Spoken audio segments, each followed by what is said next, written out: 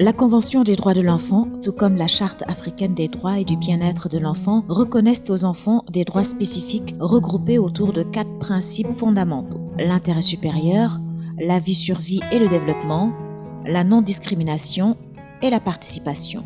Toutefois, le respect de ces droits n'est pas effectif. Les enfants au Sénégal, en Afrique de façon générale, vivent dans une très large mesure dans un contexte assez difficile, avec beaucoup de cas de maltraitance. L'enfant est considéré comme quelqu'un qui n'a pas droit à la parole, qui ne doit pas participer à certaines activités, qui doit se contenter de subir. Alors tout cela montre évidemment que les enfants vivent un calvaire dans nos sociétés et qu'il y a nécessité de les protéger. Des enfants sont exposés à des situations difficiles, à savoir le travail précoce et dangereux, les pratiques sociales négatives telles que les mutilations génitales féminines, le mariage d'enfants, l'abandon scolaire, l'exploitation et les abus sexuels, les châtiments corporels, la maltraitance, l'exploitation économique par la mendicité forcée, etc. Il est important de renforcer le cadre juridique pour nous assurer que tous les mécanismes de protection sont mis en place. Parce qu'en réalité, pendant longtemps, les gens ont joué sur la bonne volonté des uns et des autres. Ils ont joué sur certaines considérations de la tradition, de la religion, mais on se rend compte qu'à ce niveau-là, il y a beaucoup d'interprétations. Et que donc, pour lutter de façon systématique contre toutes les formes de dérapage, il faut un cadre juridique, un cadre législatif, avec des principes clairs qui sont édictés et avec un mécanisme de sanction qui est mis en place. Plus de 100 000 enfants talibés vivant dans des écoles coraniques traditionnelles sont contraints de mendier quotidiennement par leur marabout.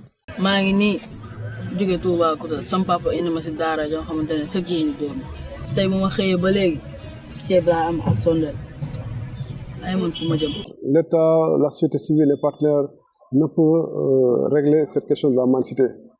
Dans la mesure où c'est une responsabilité collective, il faudra un consensus sur la démarche, sur les objectifs, mais également sur toute la méthodologie qui doit encadrer et requérir l'implication de chacun de ces acteurs qui devraient jouer un rôle extrêmement important dans la mesure.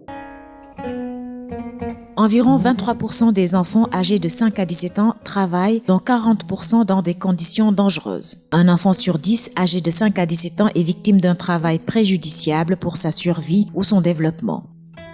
En 2016, près de 3 enfants sur 10 ne sont pas enregistrés à l'état civil. 20% des enfants de moins de 5 ans ne sont pas enregistrés à l'état civil et près d'1 sur 3 en zone rurale est exclu de ce droit à l'identité.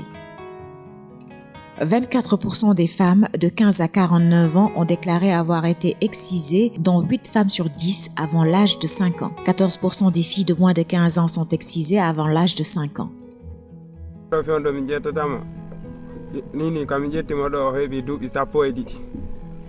Près d'une fille sur 3 est mariée avant son 18e anniversaire. Le taux de prévalence nationale est de 33%. Plus de 8,5% des filles sont mariées avant l'âge de 15 ans et 26,4% des filles de moins de 18 ans ont déjà eu des grossesses. Donc l'adoption du code de l'enfant, qui est une vieille bagarre, une vieille lutte depuis plus de 10 ans maintenant, permet de rationaliser, permet de centraliser les textes qui protègent l'enfant dans un seul document, parce qu'à l'état actuel, c'est un document, les textes sont éparpillés.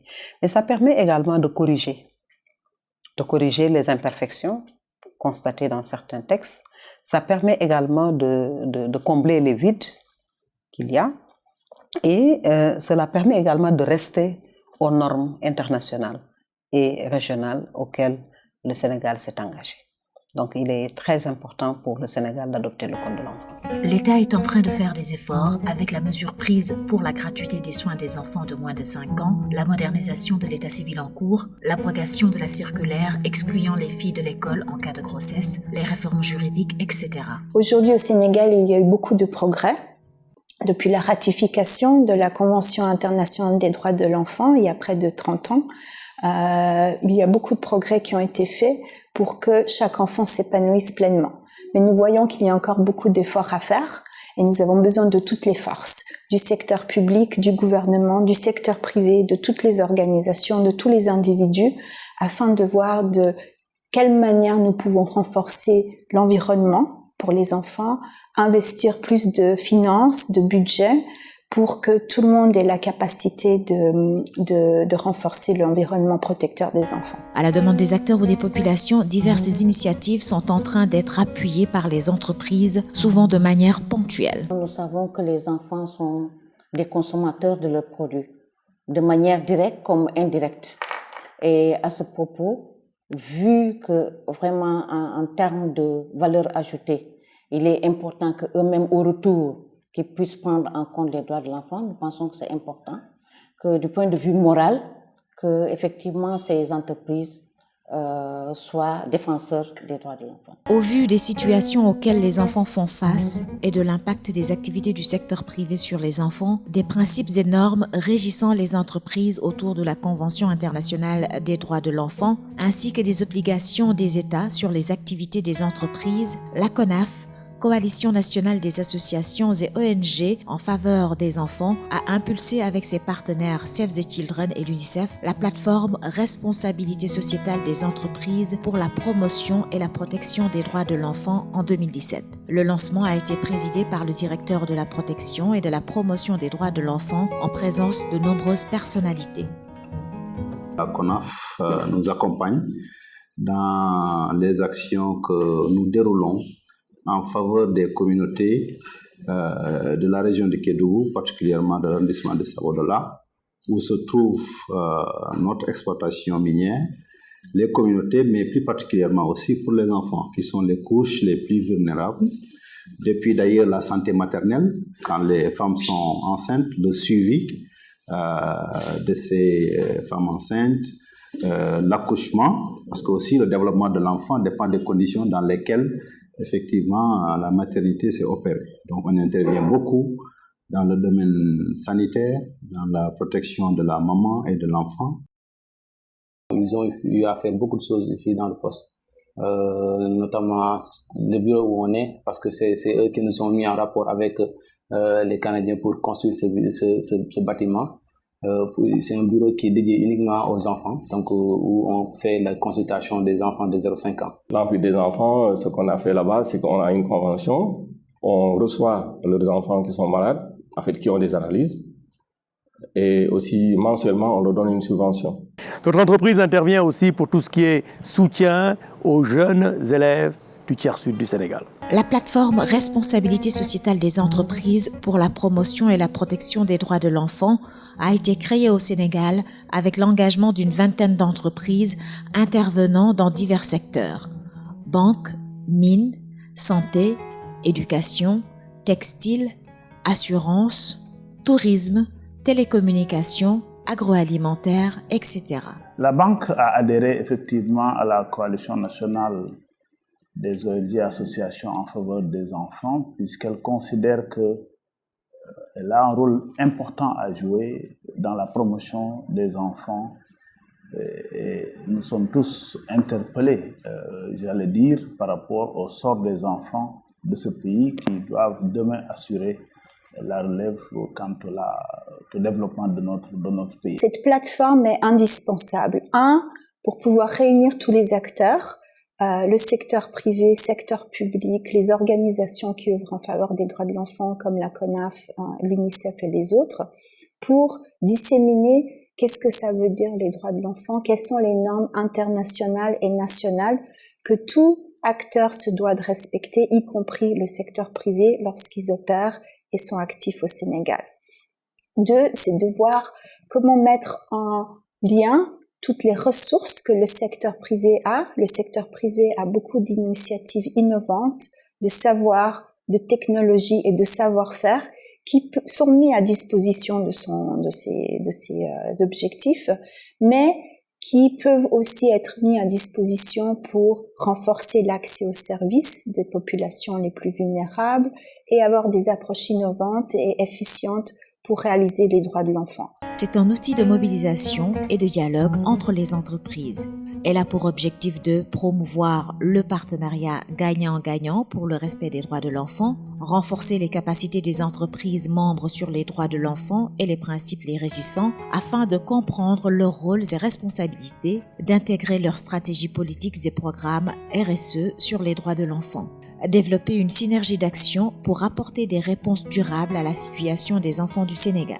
Au-delà de ce rôle de recherche-action, nous avons fait cette coordination pour amener maintenant autour d'une table à ce que les entreprises adhèrent à la plateforme, mais également autour d'un cadre d'action prioritaire, qu'ils puissent, selon leur posture ou les actions qu'ils mènent, ils puissent identifier des actions qu'eux-mêmes ils pourraient porter sur la question de l'enfance. La plateforme RSE pour l'enfance est une excellente initiative.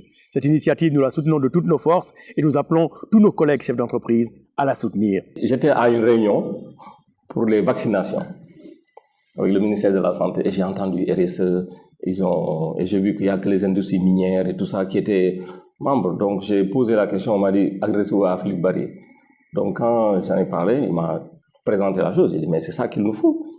Donc le développement durable et en plus maintenant que l'entreprise quand même en s'engageant dans la RSE normalement aussi tu dois développer ton entreprise aussi quoi.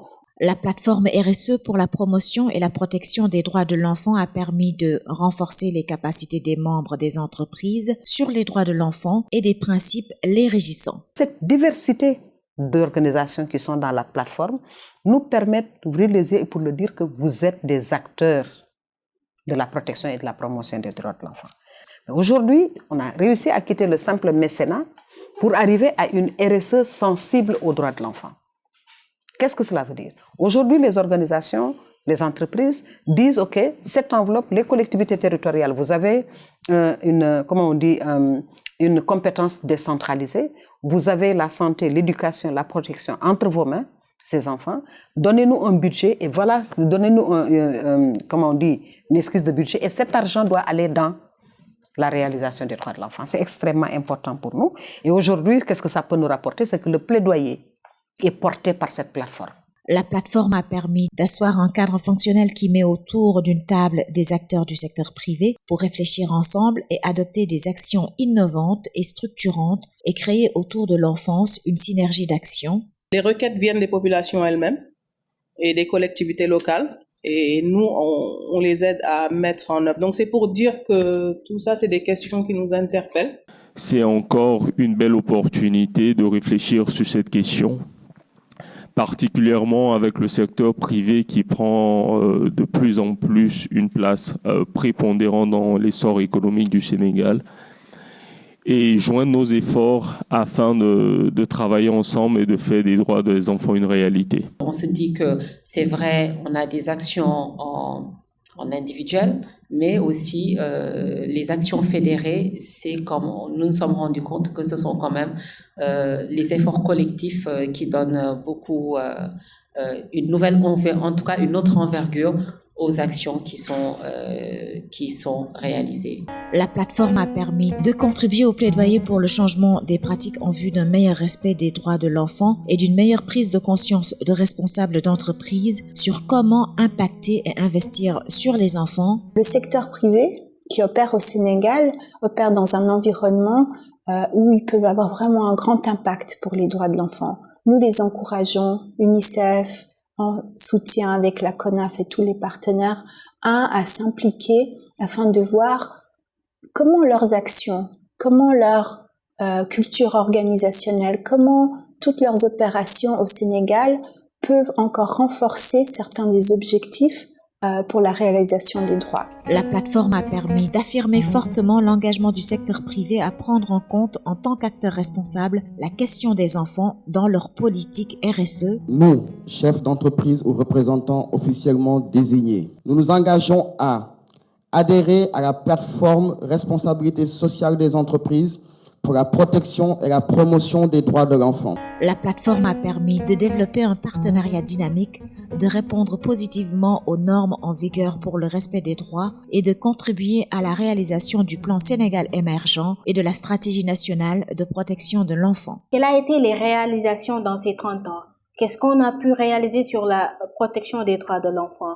Et sur ce, il y a pas mal d'actions qu'on doit renouveler parce qu'on sent que de jour en jour, les problèmes persistent et il y a même d'autres problèmes qui rejoignent le lot. Et sur ce, j'invite toutes les entreprises du Sénégal à participer sur la protection des droits de l'enfant parce qu'il s'agit de nous. C'est la raison pour laquelle nous avons incité les entreprises à s'organiser et à adhérer à la plateforme RSE pour l'enfance qui pourrait les amener ensemble selon les sous-secteurs, que ce soit bancaire, que ce soit mine ou que ce soit santé, qui voient comment ensemble se compléter pour apporter leur réponse à côté de l'État.